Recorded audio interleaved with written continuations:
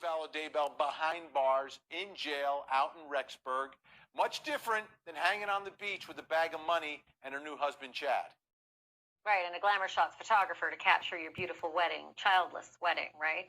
Things are very, very different, Vinny. You mentioned it right off the top of the show. She's turning 47, and her birthday is Friday.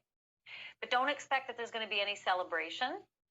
You probably saw things on Orange is the New Black. It's not quite like that. She's not allowed any special visitors. She's not allowed any packages. I actually spoke with some of the jail officials about what her life is day to day in the Madison County lockup, where, again, she's just being held on the child abandonment charges for now, right? Because there are investigations going on all around the country at this point with regard to murder, not only those two children, but also in Chandler, Arizona, where her brother was mysteriously shot dead. That's an open murder investigation too. So let me tell you a couple of things that the Madison County officials, let me in on in terms of her day to day. So we wonder about the visitors and packages and what's going to happen on the birthday, because she has no kids to come and visit her now. They're dead. One of her kids is, I don't even believe, on speaking terms with her anymore.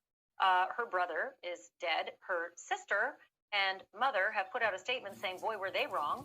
So who knows if they would want to visit or send any care packages, which she can't receive anyway. And her husband is also locked up in another facility.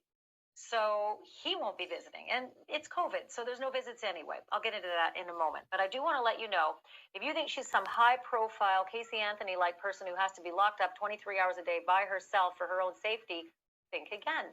She is not. She is in general population.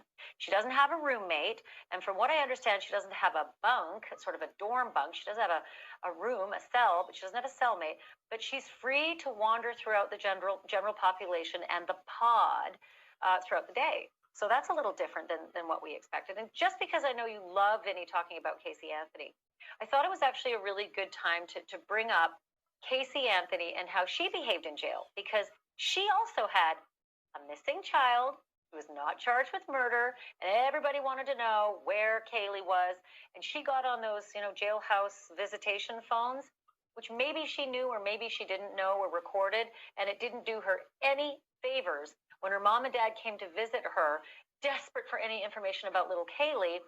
And over that recorded phone, which all of us are privy to because we pay for those jails, this is how Casey behaved. Then again, I want to bring up this thing about you being the boss. You're the one that can control everything. You're the one. No, Dad, please. Sweetie, okay, I'm sweetie. completely. I'm not trying to get you upset. I'm trying to. No, talk to but you. I am upset now. I'm completely upset. One, the media's gonna have a freaking field day with this. No, I wasn't even supposed to take this. Let me speak for a second, Dad. I let everybody talk. Okay. They're not releasing it. Well, I hope not. I'll keep saying whatever I have to about the police, so Mom. they don't let it go. Can someone let me? Come on. Casey, hold on, sweetheart. Settle down, baby. Nobody's letting me speak. You want me to talk? Then all right, I'll listen to you. 3 seconds to see something. Sweetheart. I'm not in control over any of this because I don't know what the hell's going on. I don't know what's going on. My entire life has been taken from me. That's really, really sad that I literally have nothing right now. Well, nothing. None of us have anything right now, Casey. You guys have each other. You're sitting next to Dad. You still have Lee. You have access to our community, to our family and friends, to our house. You're taking for granted the fact that I have no one to comfort me but myself. Oh, gosh, it almost makes you feel sorry for her. But Vinny, I know you. I don't think you were ever sorry for Casey Anthony. And certainly today, I'm sorry to bring it up because I know you don't even like it. Look at your face. Look at you. No, not at all. Well, listen, Lori is not like that. She's not in seg. She's not in segregation. She's out there with the general pop. Do we know I wonder if she's trying to spread the word, She had the podcast and Chad, they're, trying to tell the other inmates about what's going to happen July 22nd. Right, which is just, a little over 3 weeks away. We're all getting out of here. Are you? You making plans? You packing up? Girls, come on.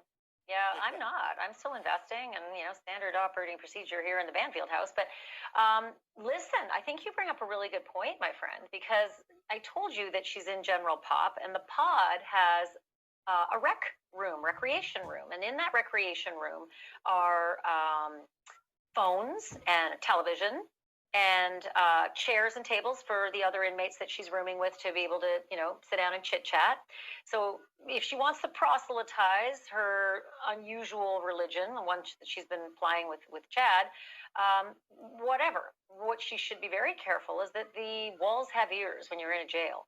Other inmates listen, other inmates leverage. They use whatever information they can get to do the jailhouse snitch and hopefully, minimize their sentences when it comes time to that. So she's got to be pretty careful about the things she says. And I'll tell you why in a minute. But first, I just also want to let you know that pod she's in also has a shower, and she can access the shower at any time. Anytime. There's no like one shower a week or two showers a week. They can access the shower in that pod anytime they want. She also is allowed to have 1 hour of exercise per day. Now, back to the walls having ears. All I keep thinking about is people who are facing a lot of music and aren't talking. It reminded me of Chris Watt in Colorado, that fella who said his wife and children were missing, did interviews. All the while, he had murdered them. He had murdered Shanann. He had murdered Cece and Bella, his two little girls. He'd thrown them in oil tanks. But when he was brought in for questioning, just questioning, he wasn't under arrest. Nobody knew anything. He was sitting with his dad in an interrogation room. And at times there were officers, detectives who were in that interrogation room. And he started to spin the yarn about killing Shanann because she killed the kids. A lie. But here's how it went down with cameras and audio recording. I didn't know what to do. Like, none of this makes sense. Why would she hit my girls? Under the ground, like, where would you find them? You take us out there? I mean, I will if you want me to. I don't want to go. Just please don't think anything less than talking about that.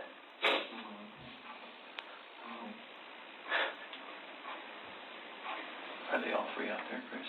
Yes. Okay. I put my hands around my wife's neck and did that same thing. Did Shanann fight back at all? The rage that I had after seeing that, not much. So where did you put them out there, Chris? That's really important. I didn't know what else to do. I was so scared. This is just horrible. The problem is I don't even know if they believe me or not. Are they in the tanks? Can somebody who doesn't know what they're doing open those? What's in the tanks? It's a mixture of oil and water. Did she put up a fight? I lost it so much that it didn't feel like she did. Okay. Was she yelling? Was she screaming? Was she talking? Was she scratching you? Nothing. I just felt such anger that nothing. I didn't feel anything. Okay. Liar, liar, liar, liar, liar, liar, liar, liar, liar. I can't say it enough. I get so angry. I was looking at that tape all day today, and I just needed a shower. We all know, what happened. We have the tapes to prove it, and the guy's rotting for the rest of his life in jail. And thank God for that, right, Vinny? Well, another common denominator. I mean, his concern was, you're not going to think less of me, right? Concerned about himself, just like Casey Anthony concerned about herself. And to me, that's a very common denominator between the two. That and, of course, all the lies. So let's go back to Lori, since we're talking about people we love to talk about, right? Lori, again, in the Madison County lockup. In the rec room, I didn't mention one more thing. There's one more little toy she has access to, and this is actually really different than what I'm used to reporting on. She has a tablet. There's a number of tablets in the rec room in Lori's pod, and the tablets are for doing Zoom-like visits, because they can't have visitors in the COVID era. So all the visitation is now, just like you and I are doing, sort of Skypey and through video. And there's no limitation to when she can have a visit. She can visit anytime she wants with somebody Zoomy-wise, right? Only they're not using Zoom and they're not using Skype. They're using something called, and this was new to me, Telmate.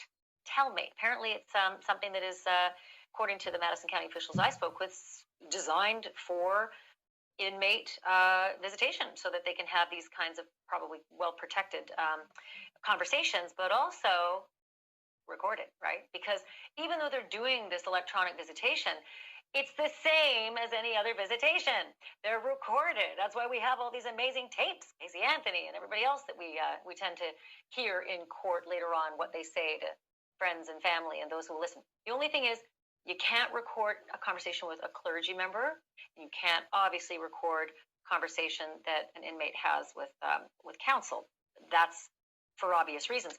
But it also got me thinking, Vinnie Politan, about the last time I heard such a special jailhouse conversation. It was our good old friend Robert Durst having a nice conversation with his wife.